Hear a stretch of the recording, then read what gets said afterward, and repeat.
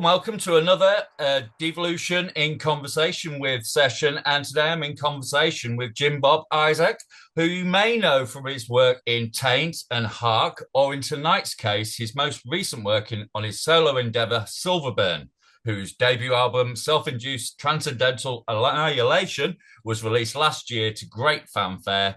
Jim, thanks for joining us today.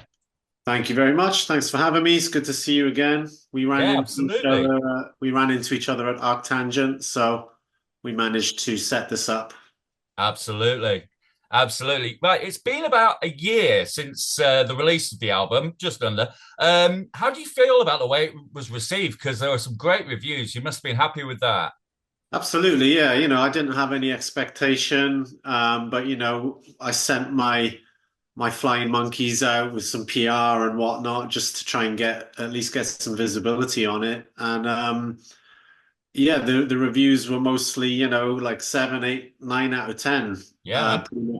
pretty much everywhere I looked. So great, that's considering the album was very much made for me in a very kind of solo, Mm. self-gratifying nature.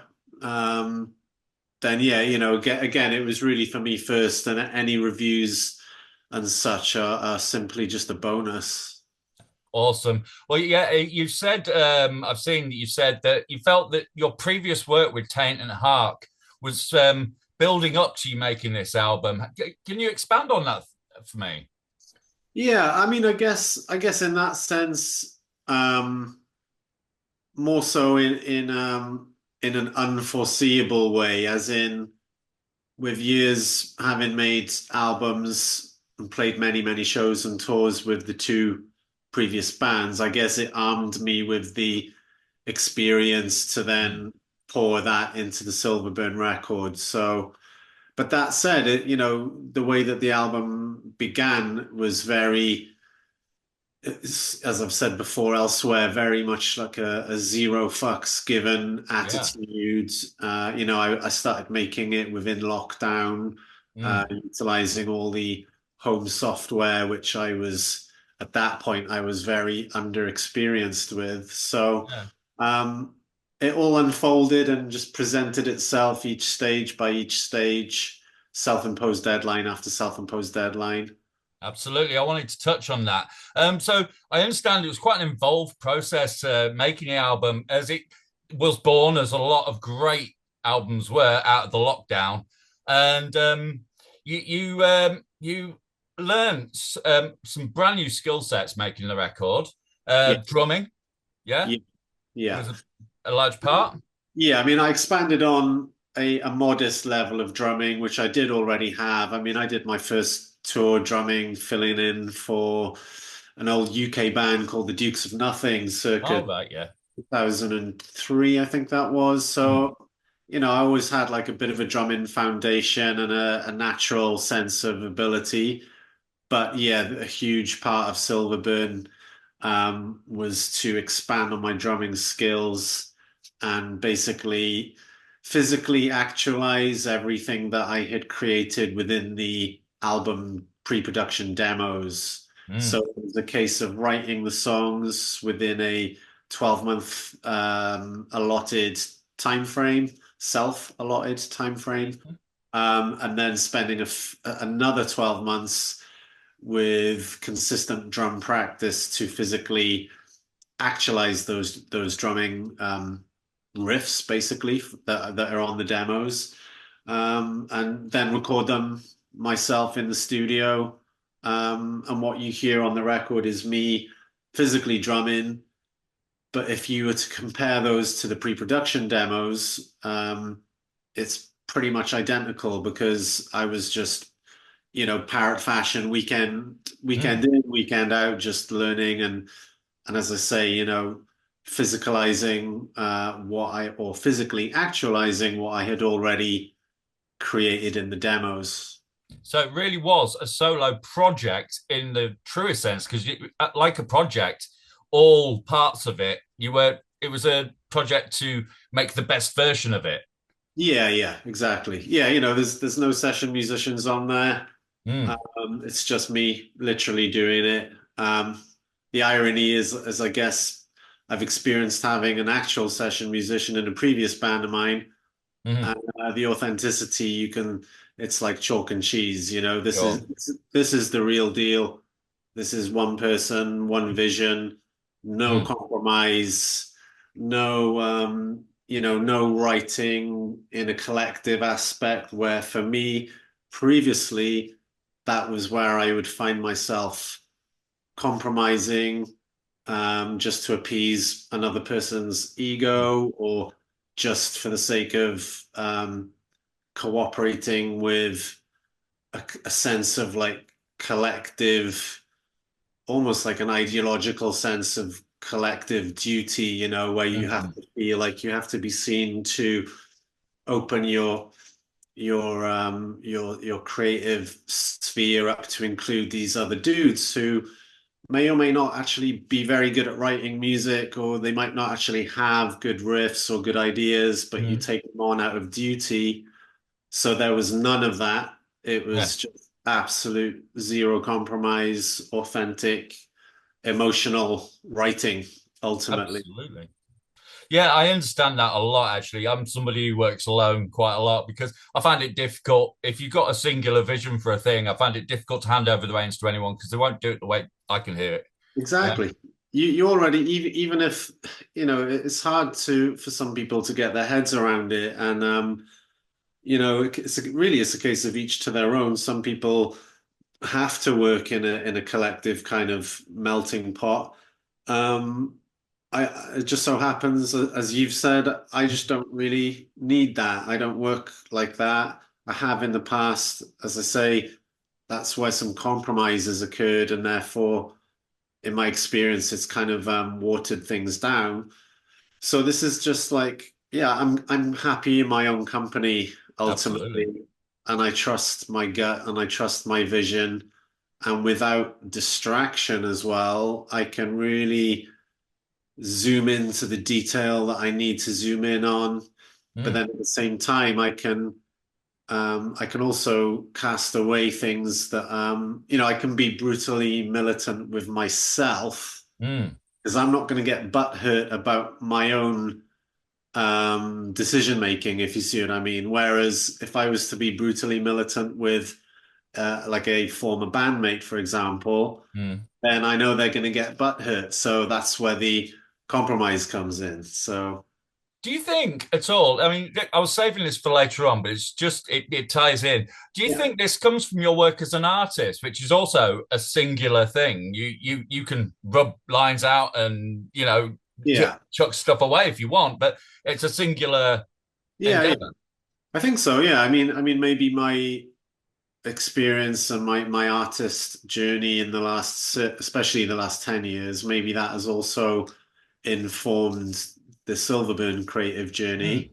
Um, but as I say, I think also when you are left to your own devices and you're happy in your own company, you won't be distracted. mm, And sometimes if you're in like a rehearsal room situation with other members, you might have there might be a little glimmer of a light bulb going off, but then somebody might say something or do something and it's mm. gone. Yeah, When yeah. you're completely on your own, it's kind of like what's that movie? Moon. Mm, Where that dude is trapped in the space station on his own. right. Kind of like that. That's kind of what the Silverburn album was like me being Sam Rockwell.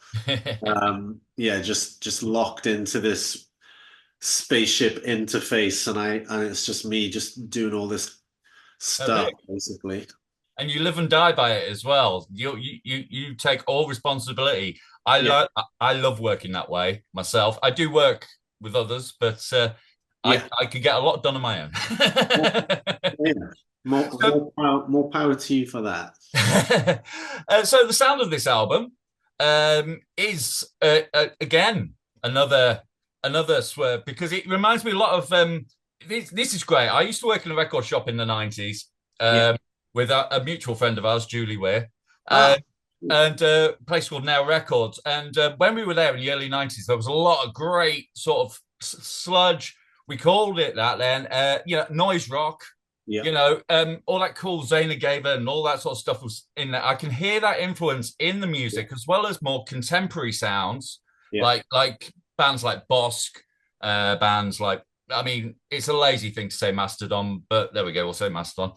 You Um, mean Bob? Neurosis at times, all these cool bands that I really, really enjoy, with a sort of mathy sort of sensibility at times, which means that you can play at places like Arctangent. Yeah. What were your inspirations going into the project? Was it have I hit it on the nail there? Yeah. Well, I think you just said Bosk, but I'm wondering if you meant to say Botch.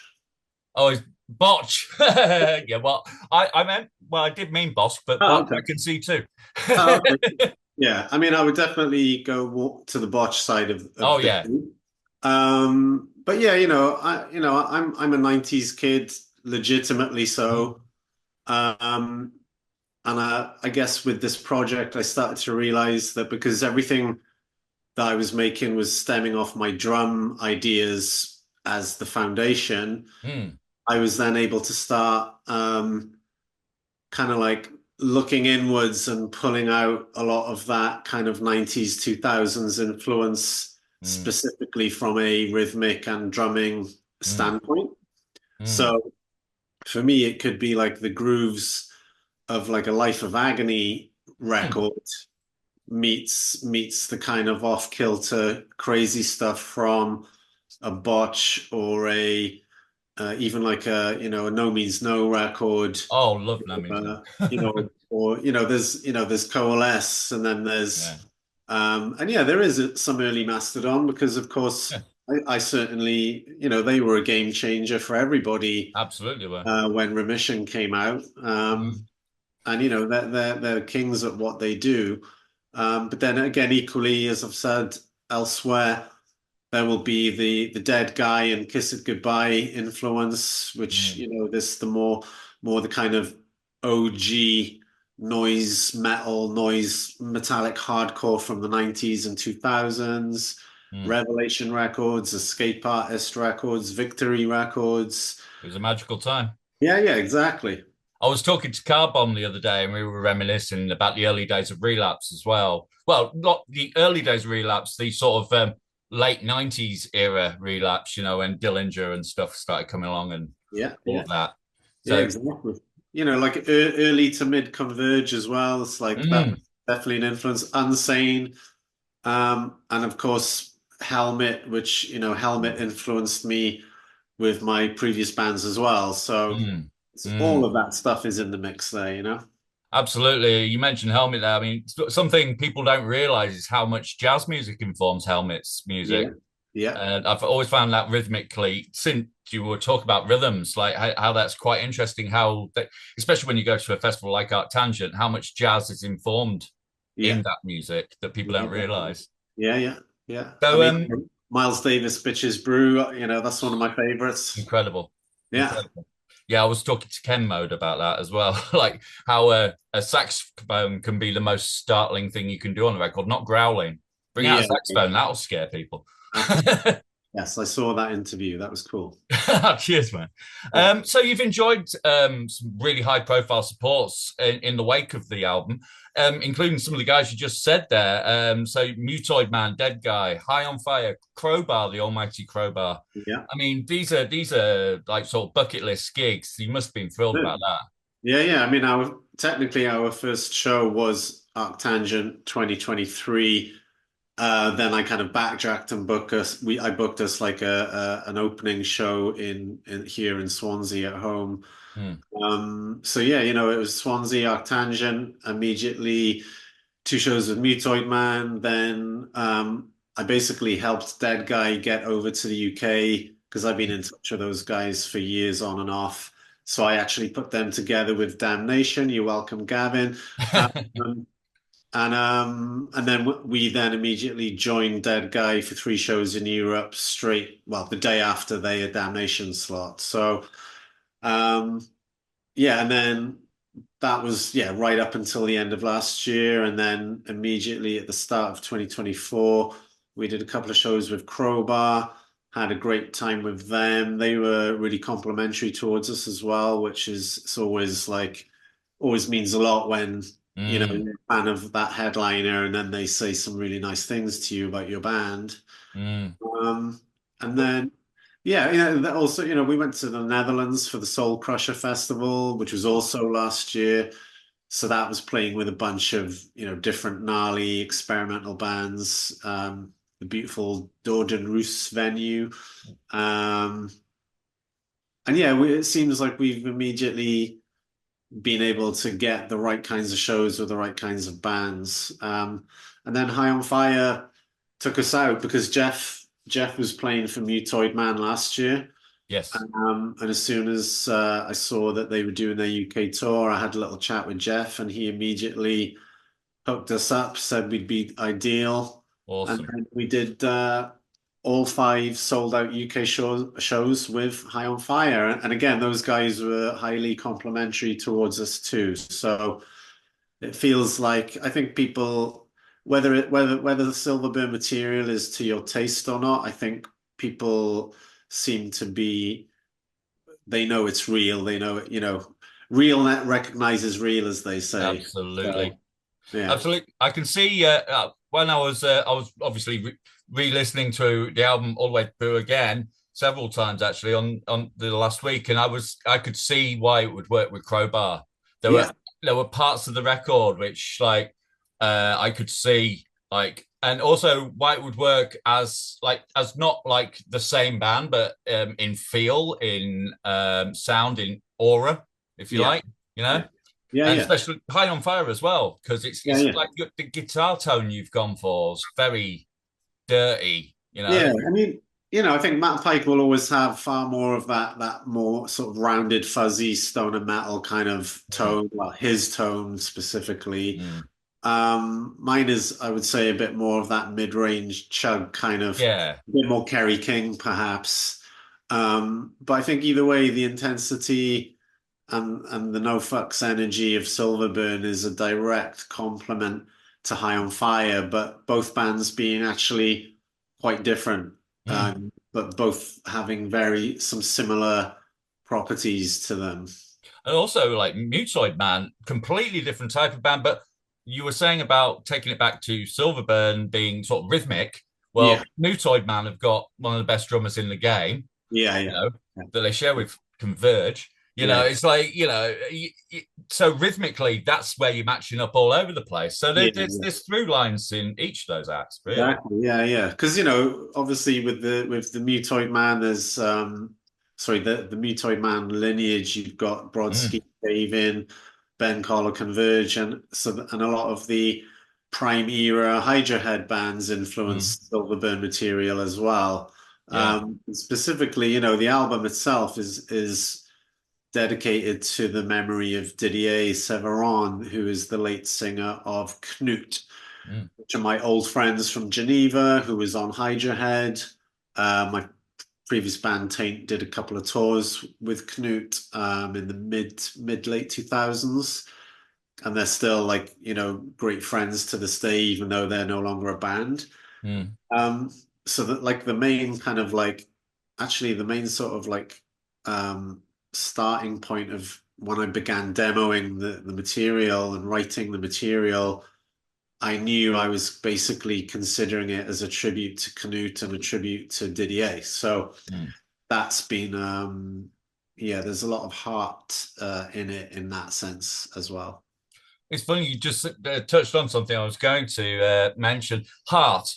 And that's one thing that I was guessing from your record is there's a lot of heart in it. And I've also noticed this is a through line. I do a lot. I work with a source company in Wales, Yeah. Chile of the Valley, and they Right. do everything with a lot of heart. I've spoken to hard rockers from Wales. They do everything with a lot of heart. There's a lot of heart out of Wales. So Yeah, yeah.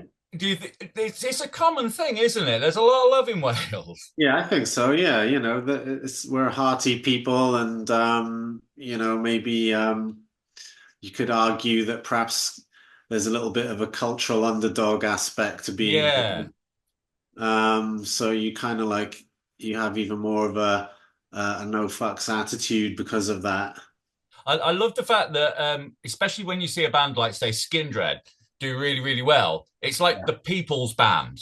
Yeah, They for are sure. the people's band, and so are those damn crows, Yeah, and numerous other Welsh acts. I mean, even like the way people feel about Tom Jones. He's like, oh, he's one of us.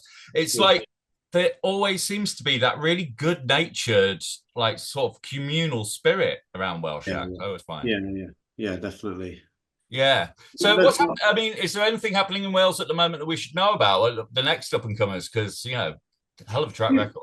yeah, I was just going to say, I mean, there's always been a like a grassroots scene that's it tends to bubble up and bubble down and then bubble back up again.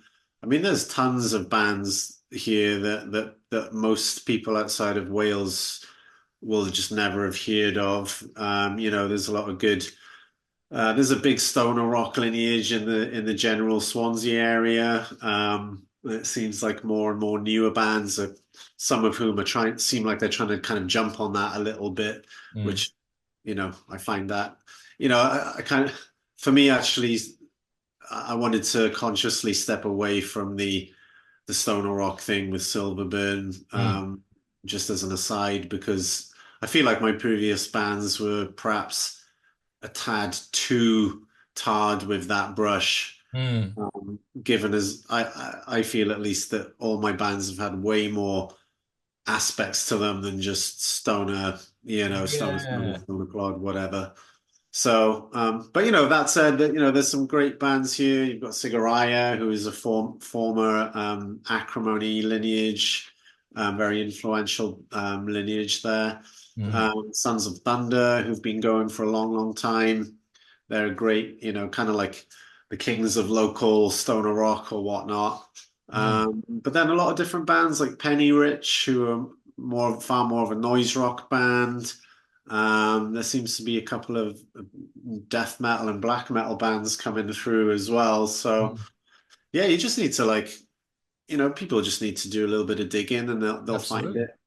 Absolutely. It's funny what you said about the stoner rock thing there, Lee, because I don't know if you call them a arctangent, but there was a band called Sonata who I loved. I thought they were brilliant. But when they were introduced to me, it was like, oh, here's this stoner rock band you might like. And I heard them, and I'm like, this ain't stoner rock, man.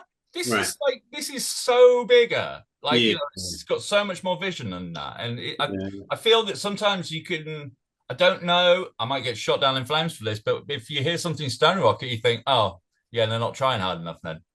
Well, well, exactly. And I think it kind of goes both ways in that sense because first of all, that term is just way overused. Mm, It's like new metal or grunge was applied to so many bands that who were mm, very, very different to each other.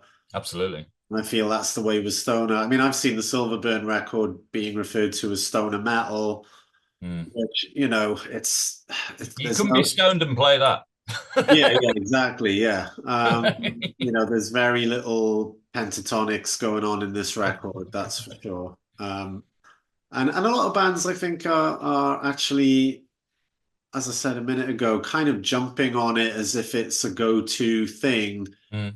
to the point where some of these newer stoner rock bands actually it just kind of makes it become like the new pub rock. Yeah, It's yeah. like, well, are you doing this just because it's easy Mm. and or because you get to fit into a plug and play audience as well? It's like, come on. Well, man, after seeing Electric Wizard the other week, I think that's the masterclass. You know, Yeah, exactly. if you want to know it, that's it. Exactly. Yeah, I just want people to use their imagination and Mm, look inside and find some originality in themselves, absolutely. express themselves in an authentic way, rather than kind of like being at risk of basically being kind of like session musos who are jumping onto something and Mm. regurgitating it. Yeah, I'm definitely a fan of like I was introduced to the principles of individuation, and I think everyone should read into that and apply it to their creativity. Carl So, Jung. right, talking of creativity, your artwork's still available to buy, I noticed, on jimbogisaac.bigcartel.com. The Yeah, prints are still there and stuff. yeah, Is that, yeah. is that still an ongoing thing Yeah, you yeah. do? Yeah, yeah. I mean, my main website I'm changing that at the moment, Hmm. but my store is still up. I've just done a recent commission for Clutch again. Awesome. Have a few other things in the pipeline. So yeah, I'm always doing it. I'm juggling that with my tattooing, Hmm. and bits of graphic design, things like that. So I'm always like, yeah, rotating the different things that I do. I was going to ask, what came first? Was it the music or the artwork? Because you're equally well known for both. I mean, I guess I was making music more before kind of really honing in on my illustration work. I mean, I was doing more like digital illustration in the mid 2000s, like, the Taint artwork was Hmm. my then like vector illustration or, digital vector illustration. And I just kind of gradually started to make it more pen and ink, and but then with the Silverburn record, I wanted to make it look different to the Hark stuff, so I made a point of doing a digital painting for that. Hmm. So but yeah, I'd say I was making music, or at least recognized for making music, a bit earlier on than the artwork, I guess, because earlier on I was kind of doing like, web design jobs, graphic design jobs, things like that, where you kind of not kind of thing that I was really expressive with. So Hmm. Hmm. yeah. As a creative, I mean, I've had a few different answers to this, but like obviously you're going to have opinions on AI. Yeah. And like where do you stand on the whole debate? I think I can kind of guess, but It depends, because I saw people were making a big hoo-ha about it recently, and for example, there's an artist that I know who seems to take great umbrage about the fact that some other dude was feeding artwork into his AI and basically reinterpreting album covers, hmm, one of which this particular artist had done. And I just thought, like, are you really losing sleep just because some Instagram dude is sort of filling his Instagram with, and with reinterpretations of covers, one of which is yours, hmm, really damaging you in any way? hmm. I think Is there's it like is it like sampling? kind of, yeah, I would say that too. But then also another kind of example would be that first video that High on Fire released for their new Oh yeah. album, which is obviously AI, but it's like the what you call it, the Black Death theme Hmm. video. Yeah.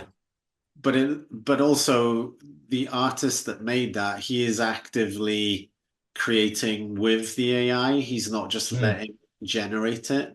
So that guy is obviously using it as a tool. Hmm. Um, I just think like it's a little bit of public outrage of the week kind of situation, and a bit of a emperor's new clothes situation, where it's people are making a hoo-ha, and more just for the sake that they've got something to whinge about on Facebook, you know? Hmm. It's Hmm. like, yeah, like I don't find it that much of a drama at all, really. No, if Facebook had been around when people started sampling records, then pretty sure it would have been just as big a hoo-ha. Yeah, yeah, exactly. Yeah, yeah. Absolutely. Right. Well, the last question I have for you is obviously it's been about a year since the last Silverburn. Is there work on a new one? Yeah, yeah. I've got like almost four full tracks fully written and demoed. I've done those just in the last few months. So I'm planning to finish. I want to get 8 or 9 full songs completely written and demoed by early 25. And then my drum practice will ensue. But also, I'm kind of practicing my drums intermittently Hmm. ongoing as well. So I'll just see how it goes. I'm not gonna rush anything, but I'd like to think I could be ready to record the album maybe by summer 25. Cool. So yeah, we'll see. Maybe there would end up being something like a 2 year gap between the release of Self-Induced and the release of the next one, which to me that's a good, That's totally normal. yeah, it's pretty average, pretty good time And scale. I know in this day and age, people are expected to churn out an album a year, but I, Yeah, I think it's done when it's done.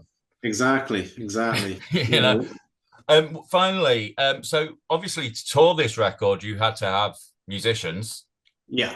What kind of a boss were you, considering it's such a personal record? Yeah, I don't like the term boss very much. I didn't think you would. To me, it's like you're just kind of captaining a ship, Yeah, absolutely. which I've done for all my bands anyway. Mm, Um, to me, it's just a case of, I'm lucky I've got a great drummer, Adam Henderson, a great bassist, Ross Barrington. awesome. They're very well equipped to nail this material live, great energy. And for me, I guess my philosophy is an example such as Helmet or Sepultura, when you have like, the latter members of those bands who filled the shoes of Igor Cavalera or Oh filled yeah. the shoes of John Stanier, those latter drummers, in the drumming example, they played the material of said bands perfectly. Mm, Um, so because you need to honor what the integrity of the material, and fans are hearing that live, they want to hear the same drum fills, mm, and I'll always allow a little room for a little bit of re-articulation. hmm. But ultimately, I think, if I was going to step in and do something like that, I would want to be playing everything That's no. 95% to the T as to what it is. And that's what I feel that my guys are doing. That's brilliant. Um, and I think, we've been getting a lot of really good responses for the live band. Mm. People are really impressed with the playing and the energy and everything. So It's a very yeah, live sounding record.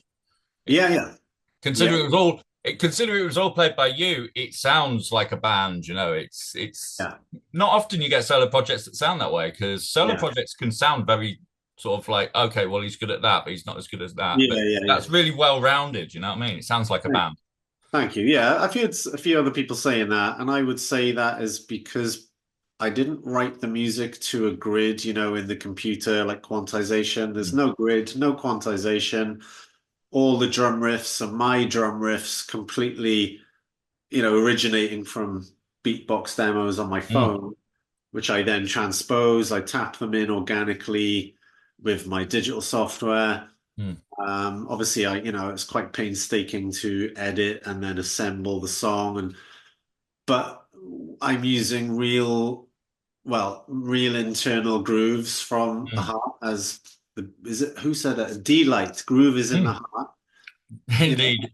that's a real thing. I fully subscribe to that, and so the drumming and the grooves from literally does come from me, within me. Mm. There's It's real got tempo. humanity. Yeah, yeah, there's real tempo changes. There's, tempo shifts and swings and ebbs and flows, and then real grooves, and Mm, then, you're hearing like real organic drumming at the end of the day on that record. So when I just need to track my guitars and bass on top, mm. it, that is what gives it its full Life real feel. kind of sound, because there's no click track on there. No, brilliant. Yeah, Funnily enough, for an electronic music producer, I've produced for other people. I did a country record, and we did that without click on my insistence. I excellent. wanted it to sound live because if you're Yeah, yeah. doing something that's meant to be organic, make it sound organic. If I want to do something that's really electronic, I'll make it sound electronic. So, Exactly. The likes of Meshuggah say, they base everything they do off of the click. So hmm, it works for them. But hmm, however, when you're coming at it from an organic origin, then in my view, you should keep it organic and don't just try and grid everything up and no, make it you lose so stale. much. Yeah, like I was speaking to John from Baroness at Arctangent, and he used the example of, I think he said there was the Pink Floyd Animals album, which I think there's a version of it which was like gridded up Hmm, for some reason, or maybe somebody he knew did it for a laugh. hmm. But yeah, it just sounded terrible. And Yeah. I think there's some Led Zeppelin tracks on YouTube which have been quantized, and it Oh, can just you imagine? sounds. Oh. Yeah, yeah, exactly. Yeah, yeah, Dreadful. yeah. Dreadful. I mean, and also like what you're saying about the non-quantization of things. It's like people always say, well, how can a drummer have a sound? And it's just like, well, that's from the non-quantization. It's from the feel. Exactly. Feel, you can't grid up something and have a feel. Exactly. Yeah, it's all about feel. Feel and intuition. That's how I operate. Absolutely. Absolutely. Well, that seems like a good way to wrap this up tonight, Jim. Yeah. Thank you so much for talking to me. And Likewise. it's been wonderful to actually get inside a proper interview with you. We only had 10 minutes last time. Yeah, So, yeah, for sure. No, awesome. I appreciate it. Good to see you. Thank you for the cool questions. Cheers, buddy. Okay, peace out. Take care. Take care.